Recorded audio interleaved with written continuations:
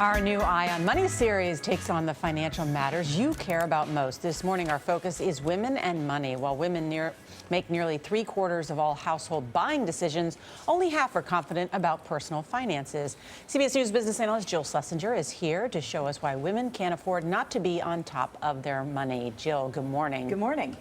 Women have so much buying power. How is it that women are not in control of their finances? Is it a knowledge issue or what?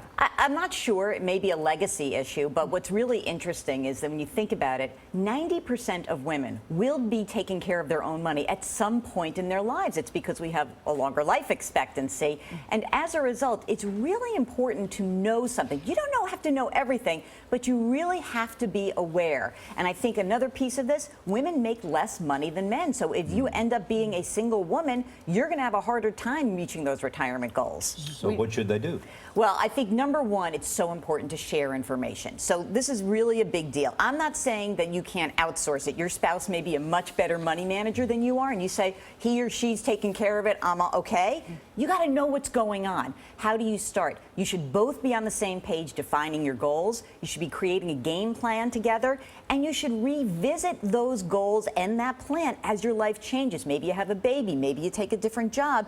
These are important factors in your planning process. So we tease you saying that women are better investors than men. How so? Well, this is based on a 6-year study, and it's really interesting because what happens is men tend to trade more than women, about 45% more. And as a result, that hurts their annual return. So we're getting bombed on Twitter about this. I know it sounds like a sexist question, but we're really saying that because men tend to trade more, it hurts their returns by about 1% a year more than women. So and women take it and hold it? They tend to hold it more, they don't turn it over as much, and they do tend to be more patient.